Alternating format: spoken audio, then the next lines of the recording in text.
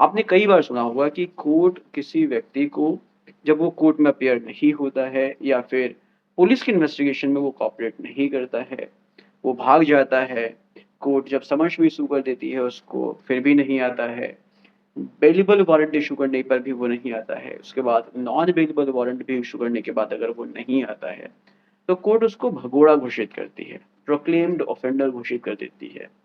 तो आखिर ये बेसिकली होता कैसे है? किस स्टेज पर आकर कोर्ट किसी भी व्यक्ति को प्रोक्लेम्ड ऑफेंडर डिक्लेयर करती है? कब उसको भगोड़ा घोषित करती है? हम इसको समझेंगे आज के इस पर्टिकुलर वीडियो में और ये भी समझेंगे कि किसी व्यक्ति को प्रोक्लेम्ड ऑफेंडर घोषित करने का पूरा प्रॉपर तरीका क्या है? क्या प्रोसेस होता है? किस तरह से किसी व्यक्ति को प्रोक्लेम्ड ऑफेंडर घोषित किया जाता है?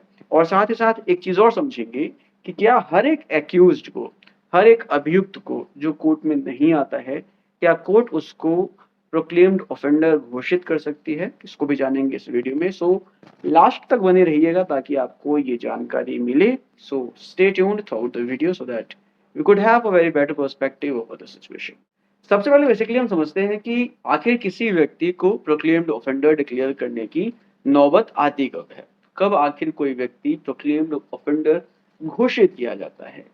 इसके लिए बेसिकली आपको समझना होगा कि जब किसी व्यक्ति के खिलाफ कोई एलिगेशन लगता है, आरोप लगता है और उस पर एफआईआर दर्ज होता है और एफआईआर की जब प्रोसीडिंग्स स्टार्ट हो जाती हैं, कोर्ट में जब उसके खिलाफ केस चलने लगता है या ट्रायल स्टार्ट हो जाता है, या सपोज करो कि ट्रायल स्टार्ट नहीं हुआ है बट अभी इन्वेस्टिगेशन चल रही है। अब इन्वेस्टिगेशन के दौरान अगर वह व्यक्ति या केस में ट्रायल के दौरान वह व्यक्ति अगर कोर्ट में अपीयर नहीं होता है, पुलिस के साथ इन्वेस्टिगेशन में कोऑपरेट नहीं करता है, तो इस पर्टिकुलर सिचुएशन में अगर पुलिस को वह नहीं मिलता है, तो पुलिस उस व्यक्ति के खिलाफ कोर्ट से वारंट्स इशू करवाती है। सबसे पहले कोर्ट जो है समन्स इशू करता है किसी भी व्यक्ति के खिलाफ कोर्ट में अपीयर होने का या पुलिस के पास आने का। अगर वो नहीं आता है तो फिर पुलिस जो है वारंट्स के लिए एप्लीकेशन इशू करवाती है। जब पुलिस कोर्ट में वारंट के लिए एप्लीकेशन लगाती है, तो कोर्ट सबसे पहले उसके खिलाफ बेलेबल वारंट इशू करता है। लेकिन अगर बेलेबल वारंट इशू करने के बाद भी वह व्यक्ति कोर्ट में अपीयर नहीं होता है, पुलिस की इन्वेस्टिगेशन में कोऑपरेट नहीं करता है, तो फिर इसके बाद कोर्ट से police non bailable warrant issue करवाती है। और फिर जब किसी व्यक्ति के खिलाफ नॉन बेलेबल वारंट इशू हो जाता है, तो फिर उस व्यक्ति की जिम्मेदारी बनती है कि वो कोर्ट में अपीयर हो। अगर वो अपीयर नहीं होता है तो फिर इसके बाद कोर्ट के पास एक लास्ट ऑप्शन बचता है, सेक्शन 84 की प्रोसीडिंग्स का। अब जो नया कानून है भारतीय नागरिक सुरक्षा संहिता, इसमें सेक्शन 84 में बेसिकली ये कोर्ट के पास पावर होता है कि वह उस व्यक्ति को प्रोक्लेम्ड ऑफेंडर घोषित कर सके। जो पुराना कानून था उसमें यही पावर सेक्शन 82 में यूज किया जाता था, लेकिन नए कानून में सेक्शन 84 में इस पावर को यूज किया जाता है। जब किसी व्यक्ति के खिलाफ 2 या 3 बार court non bailable warrant issue कर देती है और उसके बावजूद वह व्यक्ति नहीं आता है, तो फिर उसके बाद कोर्ट सेक्शन 84 के पावर का यूज करेगी। सेक्शन 84 बेसिकली एक प्रोसीजर बताता है कि किस तरह से किसी व्यक्ति को प्रोक्लेम्ड ऑफेंडर घोषित किया जाएगा। लेकिन जब हम सेक्शन 84 के सबसेक्शन 4 को पढ़ते हैं, तो उसमें स्पेसिफिकली लिखा हुआ है कि अगर उस व्यक्ति ने कोई ऐसा ऑफेंस किया है जिसमें मैक्सिमम पनिशमेंट 10 साल की या 10 साल से ज़्यादा की पनिशमेंट है, लाइफ इम्प्रिजनमेंट की पनिशमेंट है या डेथ पेनल्टी की पनिशमेंट है, तो ही उस व्यक्ति को प्रोक्लेम्ड ऑफेंडर घोषित किया जाएगा। अदरवाइज और किसी भी ऐसे ऑफेंस में जिसमें पनिशमेंट 10 साल से कम है, उन ऑफेंसेस में किसी व्यक्ति को प्रोक्लेम्ड ऑफेंडर घोषित नहीं किया जाएगा। तो ये बेसिकली आपको क्लियर हो गया होगा सब सेक्शन 4 से।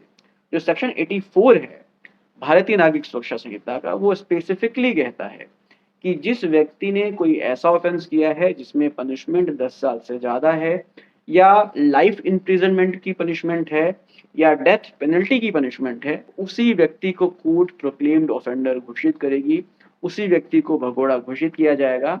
अदरवाइज और किसी ऐसे व्यक्ति को जिसने 10 साल से कम पनिशमेंट के ऑफेंस को किया है, उसको प्रोक्लेम्ड ऑफेंडर घोषित नहीं किया जाएगा। बेसिकली अब यहाँ पर आपको पता चल गया कि हर एक ऑफेंस में प्रोक्लेम्ड ऑफेंडर घोषित नहीं किया जाता, सिर्फ उन ऑफेंसेस में जिसमें पनिशमेंट 10 साल से ज़्यादा है, उनमें ही प्रोक्लेम्ड ऑफेंडर घोषित किया जाता है। अब बेसिकली समझते हैं कि किस तरह से किसी व्यक्ति को प्रोक्लेम्ड ऑफेंडर डिक्लेयर किया जाता है। जब कोई व्यक्ति नॉन बेलेबल वारंट इशू होने के बावजूद अगर कोर्ट में नहीं आता है, तो कोर्ट सबसे पहले एक प्रोक्लेमेशन डिक्लेयर करती है, एक उद्घोषणा करती है सेक्शन 84 के सब सेक्शन 1 में।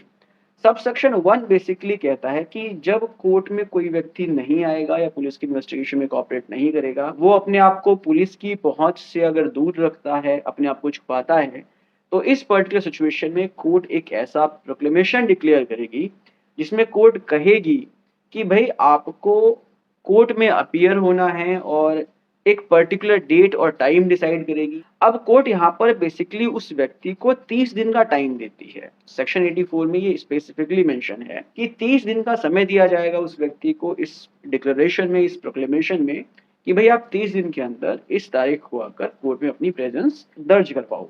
और फिर इस तरीके से जो ये प्रोक्लेमेशन कोर्ट करती है, जो ये उद्घोषणा कोर्ट करती है, इसको जो है उस लोकेलिटी में जहाँ पर वह व्यक्ति रहता है, वहाँ पर चिपकाया जाएगा, उसके घर के बाहर भी इसको चिपकाया जाएगा। जो कोर्ट का कैंपस है, कोर्ट की दीवार पर भी उस प्रोक्लेमेशन को चिपकाया जाएगा और कोर्ट ये डायरेक्शन देगी कि उस लोकल एरिया में जो लोकल न्यूज़पेपर है, उसमें भी उस प्रोक्लेमेशन को पब्लिश किया जाएगा। सो बेसिकली इस तरीके से प्रोक्लेमेशन करने के बाद इस प्रोक्लेमेशन का पब्लिशमेंट होता है।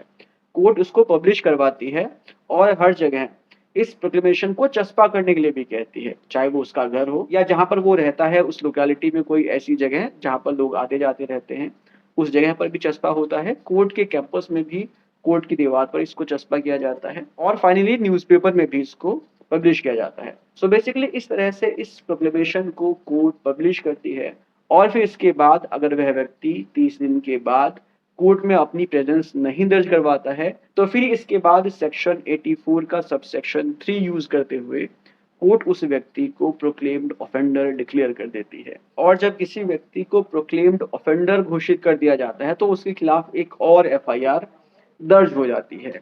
तो इस तरह से बेसिकली किसी व्यक्ति को प्रोक्लेम्ड ऑफेंडर घोषित किया जाता है। और जब वह व्यक्ति प्रोक्लेम्ड ऑफेंडर घोषित हो जाता है और कोर्ट में फिर भी नहीं आता है, तो फिर उसके बाद कोर्ट उसकी प्रॉपर्टी को अटैच करने के लिए प्रोसीडिंग स्टार्ट करती है, जो भारतीय नागरिक सुरक्षा संहिता के सेक्शन 85 में होता है।